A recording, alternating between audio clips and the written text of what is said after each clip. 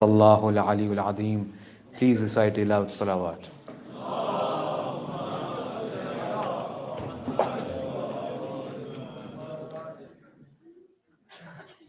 For the last few times that we've been together, we have been speaking of the prophets of Allah subhanahu wa ta'ala, the trials and the tribulations of those select prophets, especially those who are mentioned in the Ziyarat al-Warith of Imam al-Husayn alayhi salatu salam.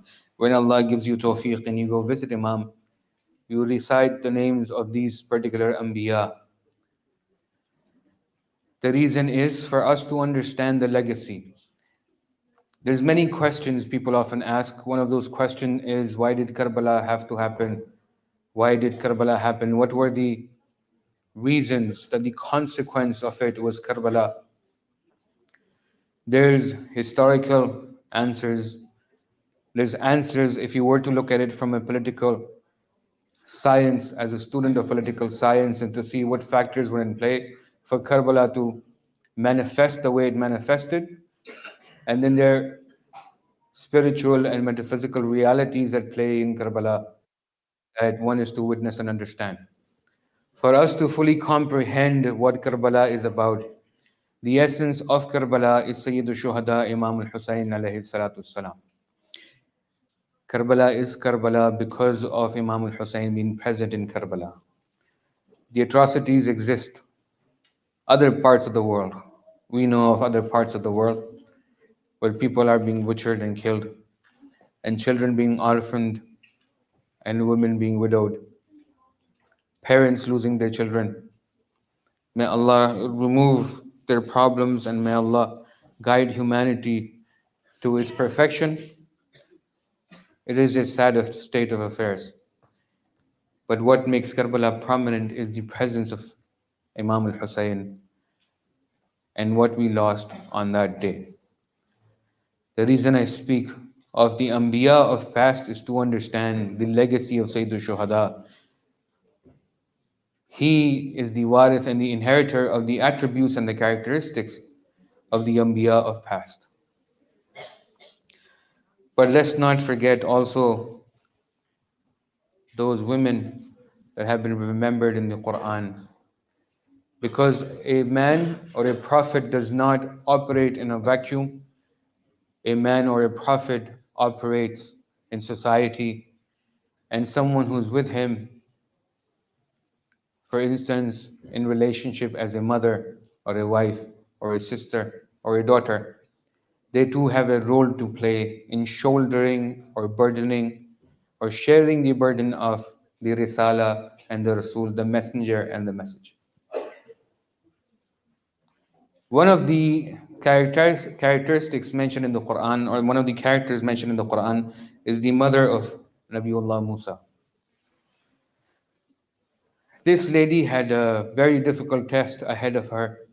Allah talks about this in Surah Al-Qasas. If you were to go back to and read ayat number 10 through 15, you'll come to realize the trials she had to go through to get Musa to safety.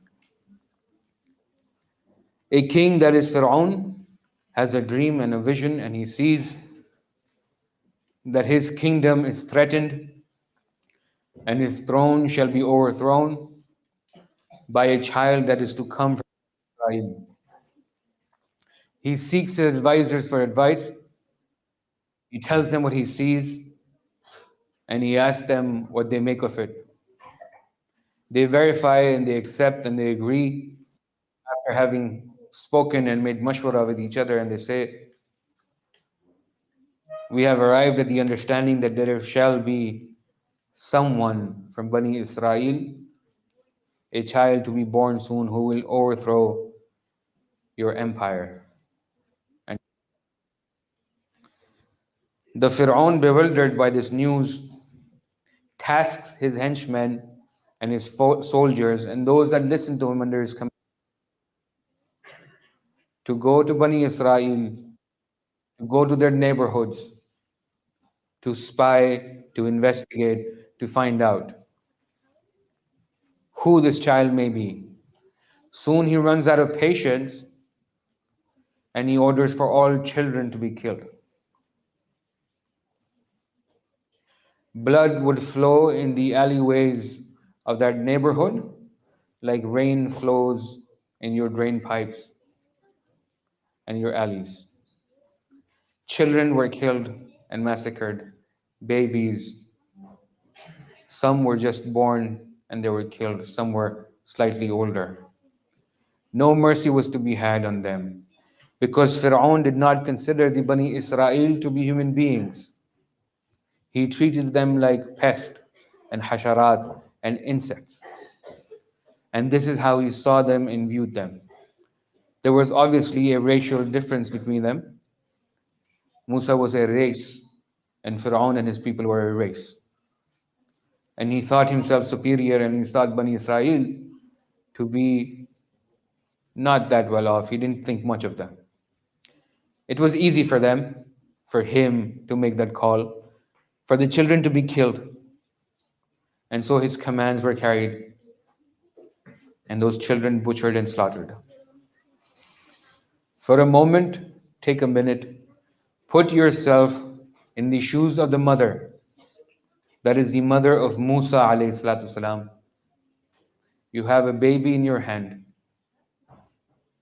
and there is fear and of a lingering thought, when will they come for my child?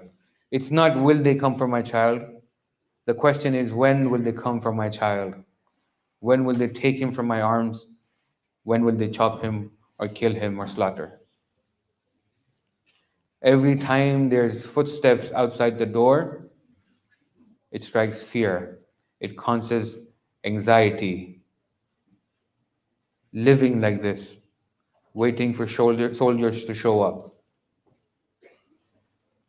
Because all you hear in that neighborhood is mothers crying and wailing, and babies crying and wailing, and then babies silent because they have been killed. In this mother has Musa in her arms, and she looks to the skies and she looks to the heavens, and she asks Allah, what is she to do? وَأَوْحَيْنَا إِلَىٰ أُمِّ مُوسَى, and we revealed upon the mother of Musa that she shall place the child in a bassinet and leave the bassinet to the Nile.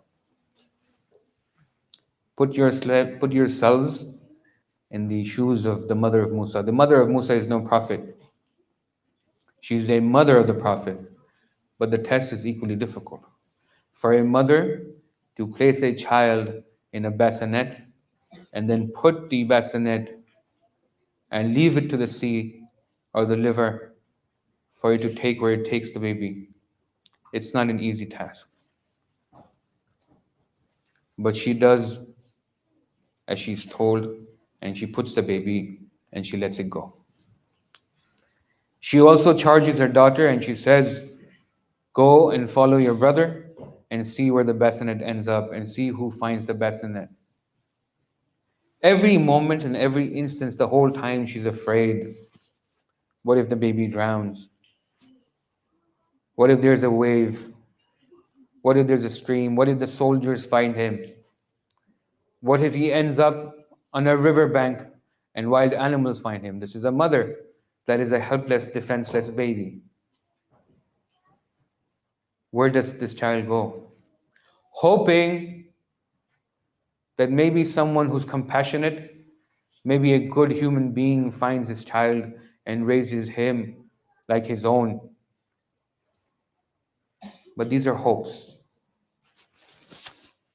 Then take yourself to a place where the mother of Musa ﷺ is, where she sees the bassinet end up outside the palace of Fir'aun.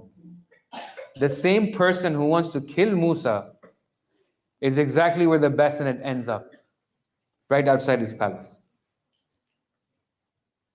Some women come down, they find this floating basket, and they find a baby inside it.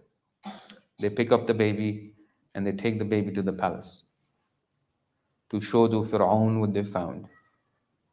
They met another woman on the way. Her name is Asiya the wife of Fir'aun.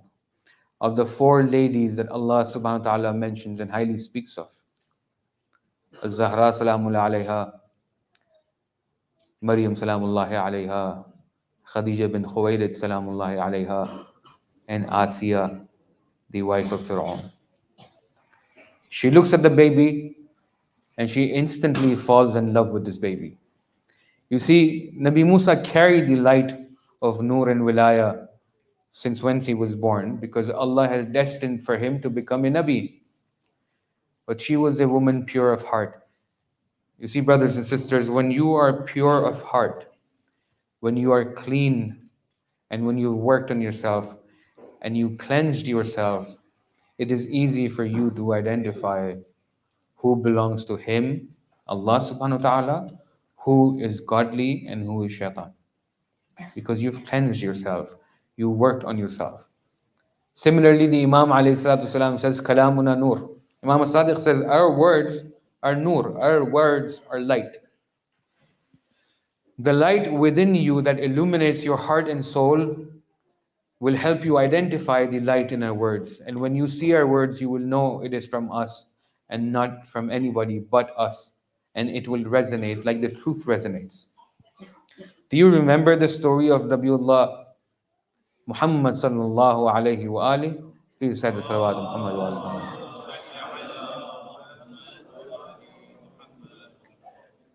When it was the first day of propagation, and Rasulullah goes to the mountains and he speaks the truth and he says, would you believe me if I were to tell you that there's an army behind the mountain hill? And they say, yes, Rasulullah, Muhammad, yes, we would believe you. He says, we know you to be honest and we know you to be trustworthy. He says, would you believe me if I was to tell you that this army wants to pillage and raid and take all your possessions? He says, yes, we believe you. Then he said, know that I am Rasulullah. Allah has sent me as the final of His messengers. And I have a message for you from Tawheed itself. There's no philosophical argument, there's no theological argument here, there's no argumentation of sorts. It's just plain news. Do you know who I am? Yes. Would you believe me if I said this? Yes. Then no, this is my message. Some believed him and some did not believe him. You know why? Because Rasulullah speaks the truth that is revealed to him by the truth, that is Allah. And he's imploring on the truth that exists within yourselves. If you were to implore and look within yourself exists a truth.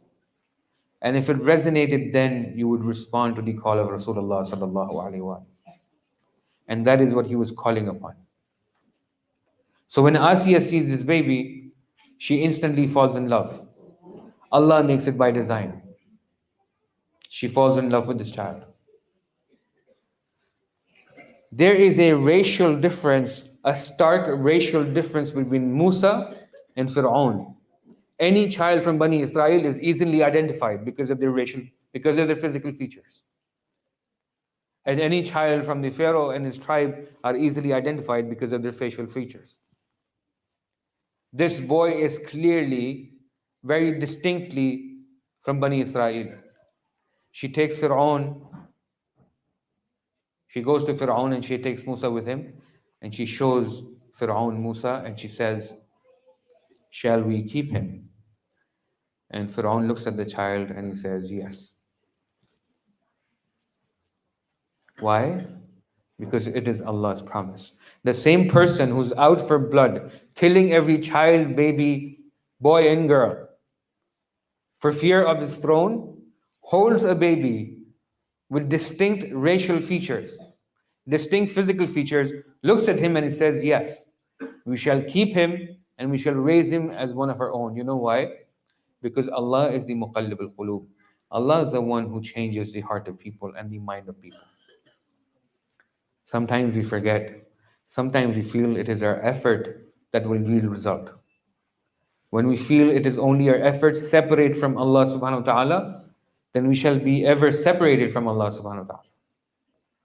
But when our efforts are in line with Allah subhanahu wa ta'ala, it's easy for Allah to carry out His plan and for us to be easy. Fir'aun accepts this child and Musa is raised in the house of Fir'aun. It's a very difficult test for the mother of Musa. If you look at Surah Qasas, ayah number 10 onwards, the words Allah uses are her fu'ad and farigha. These are key words. Al fu'ad and farigha. You know what that means? She had lost all understanding, all sense. She was so engulfed by the presence of this baby, a mother's heart. She could not think of anything else. She could not focus on anything else. Allah said, had we not held her heart, she was close to disclosing that she is the mother of Musa. When?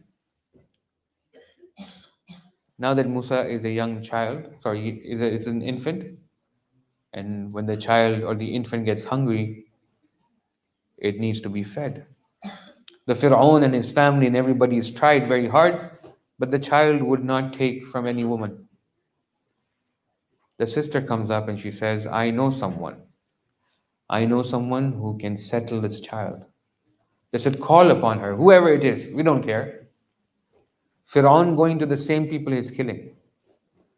Says, there's a woman who knows how to settle this child. They bring the mother of they bring the mother to Fir'aun, and Musa is finally reunited with his mother. The mother must hold her child that she gave birth to, someone so dear. Hold her very close, cradle her, hug. This was Allah's promise. It had to be fulfilled, and it was. And there were instances, because the child is not done only once, she has to keep coming. But Allah in this Quran, in this Surah Qasas, ayah number 10 onward, says, it was very close. Had we not intervened, had we not held our heart, it was very close that the mother of Musa tell them, this is my child, stay away. And then everything would be destroyed.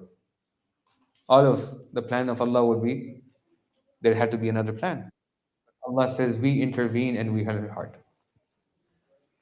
This is the mother of Musa. And this is her story, as far as the Quran goes. But the person I want to speak about tonight is the other lady who raised Musa alayhi salatu salam, Asiya bint Muzahim. Asiya bint Muzahim, one of the four ladies that Allah remembers very highly of. Asiya raises Musa and she notices that Musa is not like every other child. Musa is special. He carries himself differently, he behaves differently, he does not act like other children. And she becomes very close to Musa, as close as a mother can be with her child. The day that Musa comes back with his staff and he challenges the wizards, and the staff turns into a snake and eats up all these other crafts and magic and wizardry and the tricks that these magicians so-called had, and he announces his prophethood, one of the first people to believe Musa is this woman Asiya. But it is difficult for her. It is difficult for her to express her faith because she lives with the Pharaoh. She lives with the Pharaoh. And in this is her test. You see, sometimes we feel we are struggling. Sometimes we feel we speak and we're not heard. Sometimes we want to communicate with Allah subhanahu wa ta'ala. Unfortunately, because of culture, the women have to suffer. Again, this is not religion. When women unfairly suffer, it is strictly culture. It has nothing to do with religion. Go back 1400 years where Islam was and how Rasulullah treated the women, and go only 400 years ago here where you live in the United Kingdom and see how women were treated. 1400 years ago in Arabia, the land of the nomads, where there's no civilization per se that could match Rome or Persia. And look at here 400 years ago and see how women were treated. Go to the Middle Ages, go to the Dark Ages, see how women were treated before. In Greece, when they would take stock of their assets, when those glorious Greek philosophers and those Roman emperors, when they would take stock of their assets, where they put camels, for instance, or sheep and goats and cows, they'd put their women in the same list of assets.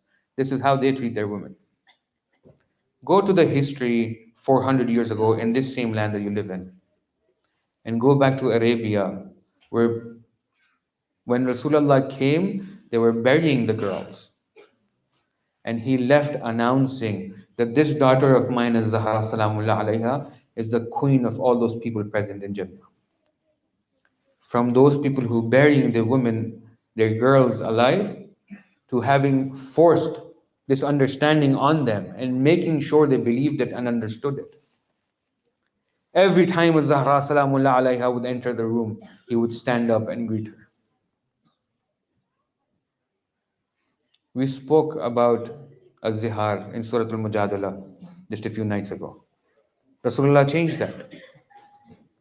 He gave women a voice and a right to living and understanding. This was not practiced in any civilization. Look at Hinduism, how it was. Look at Sikhism or Jainism. Look at other places and compare it to Islam. Don't look at how Muslims practice Islam today. This is their understanding of Islam. It's a very broken understanding of Islam. If you were to look at Muslim practice today and how they behave with women, it's a very skewed understanding. Muslims don't know how to behave Islamically because Muslims are away from Islamic knowledge. If Allah has placed knowledge on this earth within a confined area, that city is called Muhammad. And that door of knowledge and that city of knowledge only has one door, and that door is Ali ibn Abi Talib alayhi salatu. If your knowledge does not come from Ali ibn Abi Talib, do not call it knowledge, because Allah does not call it knowledge. If your practices are not in line with the teachings of the Ahlul Bayt, do not call them Islamic practices, because they have nothing to do with Islam and Muslim. If you're looking at Islam, go back to the ayah that I've recited every single night. قُلْ لَا أَسْأَلُكُمْ عَلَيْهِ أَجْرًا إِلَّا الْمَوَدَّةَ فِي الْقُرْبَى. You want Islam? Take it from Muhammad, take it from Ali, take it from Az-Zahra, take it from Hassan, take it from Hussein. You know why this ayah is important? This ayah is important because other Anbiya were also approached. Different prophets were also approached by their people and said, how do we reward you? Thank you so much for your guidance. Thank you for uplifting our life. You've made our standard living better. Not only do we have the dunya, we also have the akhirah. How do we reward you? And they kept saying, Inna ajri ala Allah. My reward is with Allah. Allah will reward me. You don't have to worry. You don't have to bother. Everybody put that back to where? To Allah subhanahu wa ta'ala, except for Rasulullah. Rasulullah says, you want to reward me? Yes. I want a reward. You want to reward me? The only thing I will accept in reward is the love of my family. Anyone who recites the kalima, it is wajib upon them to pay back what they're indebted to Rasulullah. And that debt is the love of Muhammad and Zahra and Ali and Fatima and Hassan and Hussein. That is the debt on every Muslim shoulder. Anybody reciting the kalima, La ilaha illallah Muhammad Rasulullah, is in debt to Rasulullah according to this ayah. قُلْ لَا أَسْأَلُكُمْ عَلَيْهِ أَجْرًا إِلَّا الْمَوَدَّةَ فِي الْقُرْبَى. I will not accept anything except for the love of Ali and Zahra and Hassan and Hussein.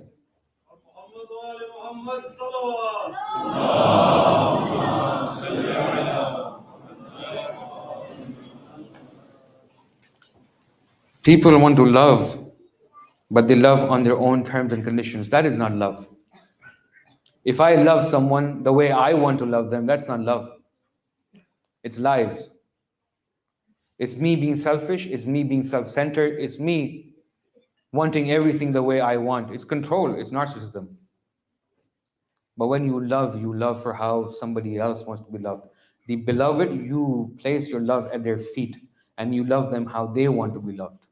Rasulullah says, قُلْ لَا أَسْأَلُكُمْ عَلَيْهِ أَجْرًا إِلَّا الْمَوَدَّةَ فِي الْقُرْبَى.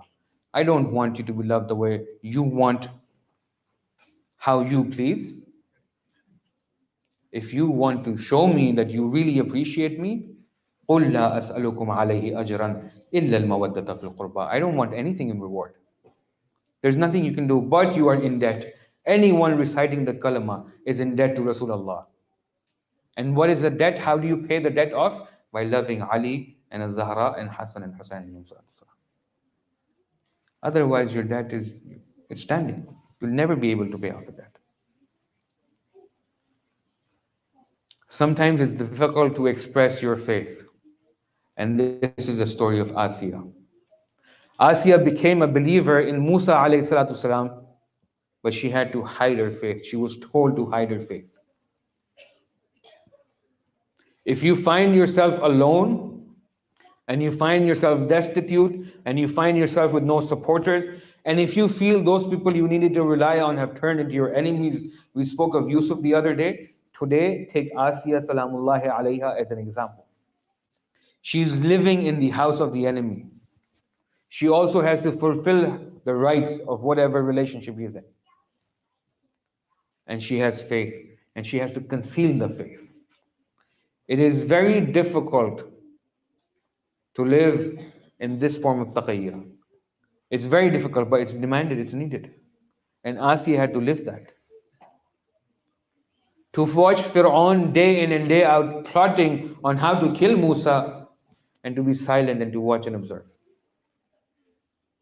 This was Asiya's test. This was Asiya's test. You know why Asiya is an example? When you're alone, and I speak to my sisters right now, when you feel oppressed, do not think for even a second Allah is not listening. Allah made Asiya a role model. So you realize when no one's listening, when everyone's turned against you, I am here to listen to you. And I will respond. Look at Asiya. You know how Fir'aun punished Asiya? Fir'aun, his own wife Asiya, when he found out that she was a believer in Musa, he tied her hands and feet and then he nailed them. He put nails through her hands and her feet and he put her out in the desert sun with a rock on her head that eventually crushed her head. Till that point, Fir'aun said, before she left this world, this is the queen, this is the Fir'aun's wife. And he told her and he asked her, he says, do you still believe what Musa has to say? She says, I've asked Allah for a house in the heavens and He's promised me that house. When the world turns against you, when you find yourself destitute and alone, He has told you these stories in the Quran so you can relate and understand. Your tests may be many, but Asiya's test was a lot. Yes, nobody is dismissing any of her tests here. Everybody will go through tests, everybody with their struggles. But sometimes look at those examples present in the Quran and it'll become easier. You know how they say when you always are in the company of rich people, you'll always feel you're lacking. This is a hadith. The hadith says if you always sit with rich people, you'll always feel you're lacking. But when you sit with the poor and the destitute, you realize how much Allah has blessed you with and how grateful and how much gratitude you need to have.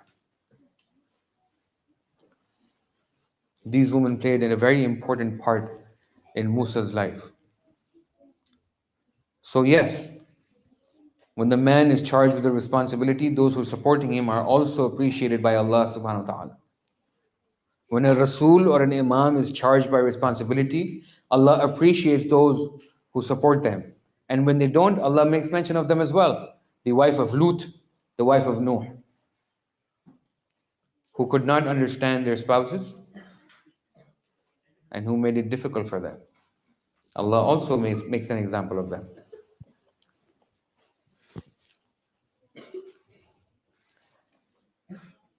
When you go back and you read the verses from Surah Al-Qasas, ayah number 10 onwards, pay attention to the words of how Allah is explaining what is going through the heart of the mother of Musa alayhi salatu wasalam.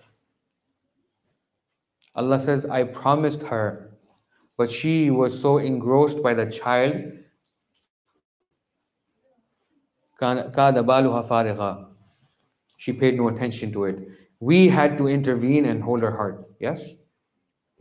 She almost lost her faith had we not intervened.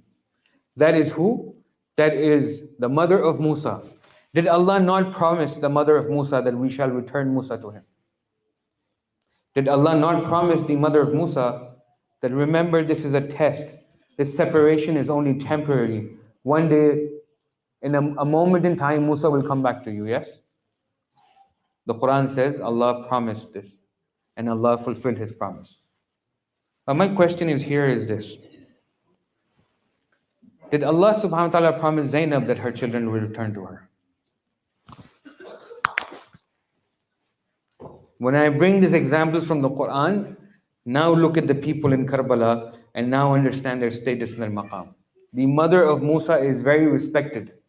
But there came a point where her iman left her being. She had clear signs from Allah and she had been promised by Allah that I will return Musa to you. Musa will come back to you. But then she was overcome by the love of her child. My question here is this. Did Zainab Salamullah alayha not love her children? Were On and Muhammad not dear to Zainab Salamullah alayha? Where is Zainab and where is the mother of Musa Salamullah alayha? This is why I bring the Quran. And you understand when Ali ibn Abi Talib alayhi salatu wasalam, Amir al-Mu'minin says, do not compare me to this and that person. If you want Ali to be compared, compare me to Adam and Nuh and Ibrahim and Musa. And then tell me and I'll tell you how I'm better than each and every one of them. Holds true for Zainab Salamullah alayha. The Quran speaks explicitly of who? The mother of Musa. And he says she almost lost her faith. She almost lost her faith. Why? Because of the slight separation they had between mother and child. When Zainab Salamullah alayha lost everything, and Ibn Ziyad asked her, how do you find it? What Allah has done with you? She says, Ma ra'aytu illa jamila. I have seen nothing but beauty. So who do you compare with Zainab Salamullah? There is no comparison of any woman walking this earth to Zainab Salamullah alayha except for the mother of Zainab Salamullah alayha. There is no comparison. Who would you compare? Did the mother of Musa not know that her children will be returned, her child will be returned to her? Tariq Tabari is a book of history. He's written the account of Karbala. He's a Sunni scholar. And on Tariq Tabari, a few Sunni scholars have written ta'liqat. They've written their own investigations in history. They've written their own accounts from what they found. One of the narrators in Tariq Tabari writes this. He writes of the account of On and Muhammad. I see young boys in front of me. Allah bless them and their parents. I see young girls. Allah bless you and your parents. Allah increase in the tawfiqat. On and Muhammad, two brothers. One of them, the elder one, was 13 years old. 13 years old. And the younger one was either a year younger or 2 years younger. So either 12 or 11. The nephews of Hussein alayhi salatu salam, 13-year-old. You know what are they up to do? What is their task to do? To defend their imam, their uncle, against who? Against at least 30,000 people. 30,000 soldiers with their knives and their swords and their spears and their daggers, and you have these two children, one 13 and one 11, the nephews of Hussein ibn Ali ibn Abi Talib. Now go back to the Quran. Now understand who Zainab Salamullah alayha is. Read the stories of the women mentioned in the Quran and come back and look at Zainab Salamullah alayha. Allah talks of the instances where the mother of Musa lost faith and the mother was returned with the child. Where is this promise from Allah subhanahu wa ta'ala? So when Tariq Tabari writes on Muhammad, he writes another thing. The one who narrated on this, he says, Abdullah, the father of on Muhammad. Abdullah ibn Ja'far al-Tayyar.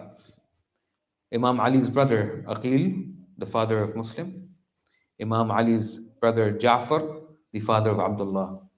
These are Abdullah's sons. So these two boys, when the father came to visit Imam al-Hussein in Mecca, Imam Hussein told the father to stay back. And he says, you don't come, you have work to do. So he requested, he says, Hussein, you're going, I have a request. Would you please take on Muhammad with you? And Imam Hussein takes on Muhammad with him to where? To Karbala. Again, Tariq Tabari, the Sunni one who's the Ahlul Sunnah alim, who's put an hashia on it, who's commented on it, he says, there came a time in the land of Karbala, in the plains of Karbala, when the people in the camp of Imam Hussein understood that these people are no longer interested in allegiance from Hussein. They never were interested in allegiance from Hussein. These people, why did they bring Hussein to Karbala? They said, we want Hussein to give allegiance to who? Yazid la'natullah alayhi wa abihi wa ummi. They called Imam Hussein to Karbala. They forced him to Karbala. They said, we won't let you go unless you give allegiance. This was never about allegiance. They always wanted Hussein's blood. You know why? You know when Imam Hussein's head was cut off his body and it was brought to Yazid, and Yazid put it by his feet, and he had a cane in his hand, and he would strike the lips of Imam Hussein alayhi salatu wasalam. And he would say, he recited the qasida, Mal'un la'natullahi alayhi. He recited the qasida and he says, today my elders will be proud. Those who died in Uhud will be proud of me, for I have avenged them. This was never political. This was never about khilafah. This was about the Mal'un and the Shajaratul Mal'una, that is Banu Umayyah and Al Umayyah la'natullah alayhi. This was never about allegiance. This was enmity with Banu Hashim from day one. Fooled is the one who thinks this is political. If somebody believes that this is to do with the politics of the time and this was only a political difference, it was not. It was the Shajaratul Khabitha, the cursed tree that is Banu Umayyah. And Banu Hashim, the Alullah and the Tharullah. He has a stick in his hand and he's striking the lips of the cut off head of Imam al-Hussein, and he's singing and reciting this poetry, and he says, today my elders from Uhud would be proud of me. And then he ends the qasida and he says, La khabarun ja'a wa la wahyun nazal. He said, this Banu Hashim, it's a ploy for them. They've used this messenger and messagehood and this risala and prophet. This is a game.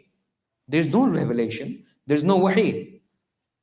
This is Yazid. You want to know why Karbala happened? Because of this Mal'un and his father, the Mal'un, and the whole Shajara, the Mal'una. So when it was understood, it was known. It is not about bay'ah. It is not, oh Hussein, the day you give bay'ah, we'll let you know. And when Hur realized, and he asked his commander, he asked Umar ibn Sa'ad, he said, Ibn Sa'ad, what happens if Hussein does not agree? He says, we'll kill him. He says, but Hussein has asked to be left alone. He says, no, I have my orders, he has to be killed. Hur says, this cannot be. When it is understood that these people are thirsty for your blood. Now coming back to the narration, that Sunni alim, he writes in his book and he says, Bibi Zainab comes up to Imam Hussein alayhi salatu salam, and she says, my brother Hussein, you remember our grandfather Rasulullah said, anytime you're stuck in a situation, anytime there's a bala, give sadaqah and remove the bala. He says, yes, my sister Zainab. I remember to give sadaqah and give the bala. But Hussein has nothing to offer right now. Hussein's resources are very limited. You know what this man comments, this historian comments, and he says, in that moment, Bibi Zainab came up with these two boys, On and Muhammad. He says, take these two boys, these are your sadaqah, Hussein. May they be ransomed and sacrificed, and may you live long. Take my two boys. How does an uncle like Hussein respond to a sister like Zainab Salamullah alayha in that instance? What does he say to his sister? How does he look at his two nephews, one 13 and one 11 years old? What does he say to them? On the day of Ashur, when the army is in full effect, these soldiers are parading their horses in the harsh desert of Karbala when the sun is beating down mercilessly. These two boys show up and they sit themselves at the feet of Imam Hussein. And they said, Uncle, do we have permission to leave? Tell me, my brothers and sisters, what does Hussein respond to this? How does Hussein respond to this? How does he look at his Zainab Salamullah alayha? You know what Imam Hussein says? Have you spoken to your mother about this? They say it is her mother who has sent us. And she's told us, do not come back unless your uncle tells you, yes, you can leave to the battlefield. I ask you mothers, and I ask you fathers over here, those who are parents.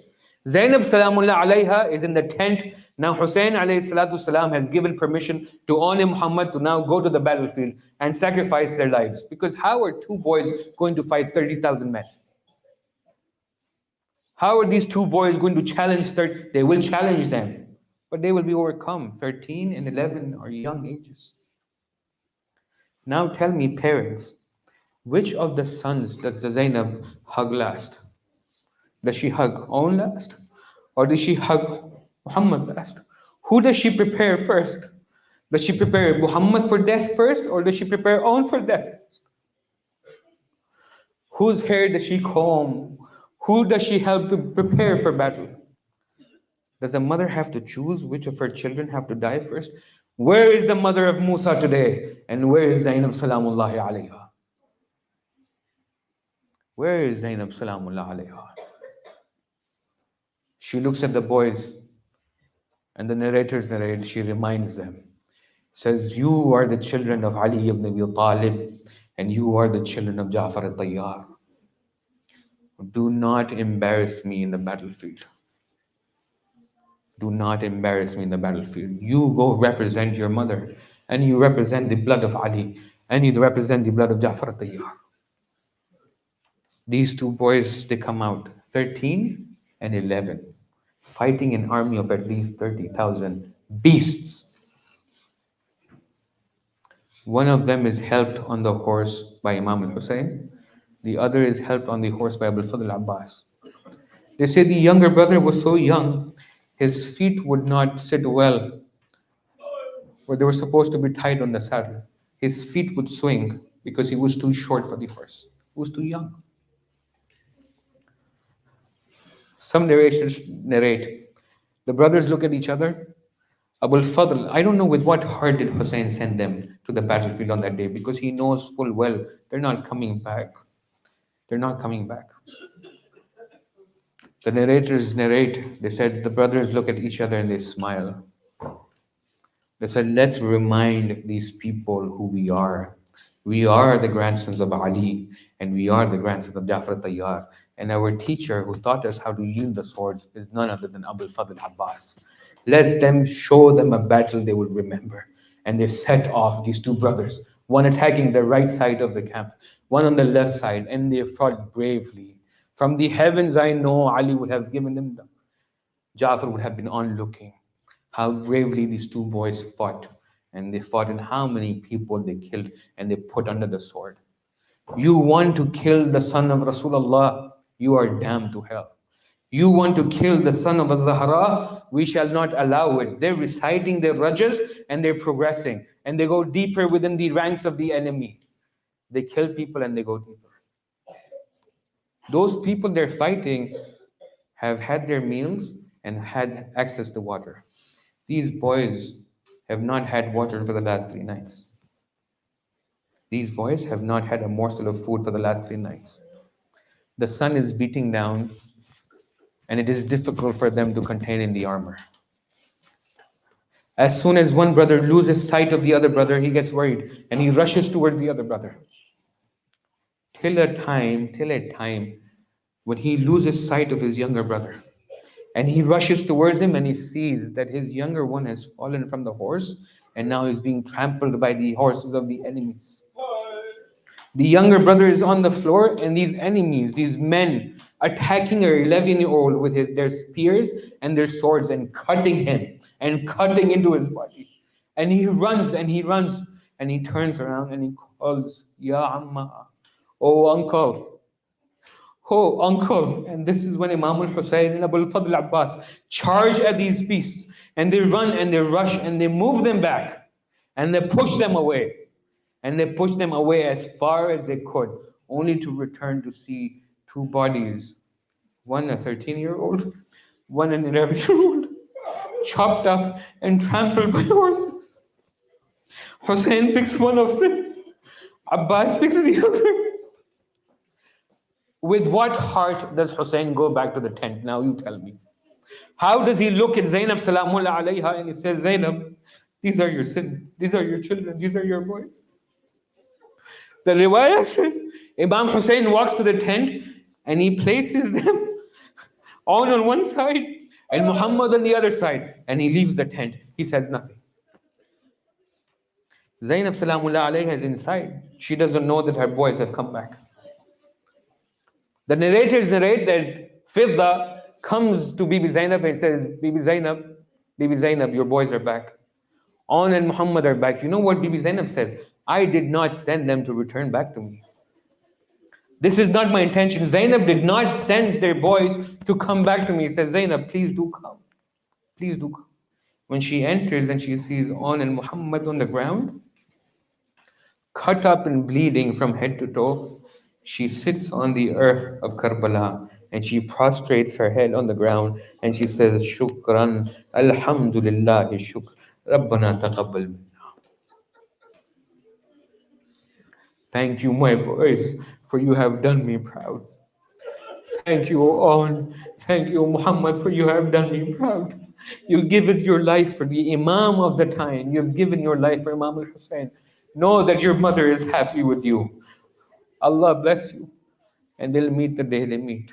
سيعلم الذين ظلموا أي منقلب ينقلبون إنا لله وإنا إليه راجعون رضا بقضائه وتسليما لأمره مات من حسين يا حسين يا حسين.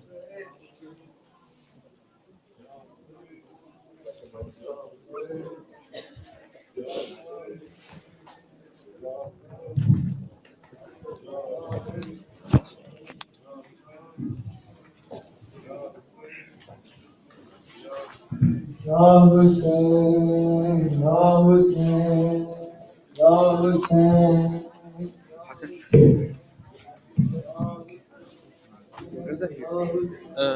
Not in Ya He's been in the office. Hussein, Ya Hussein, Ya Hussein.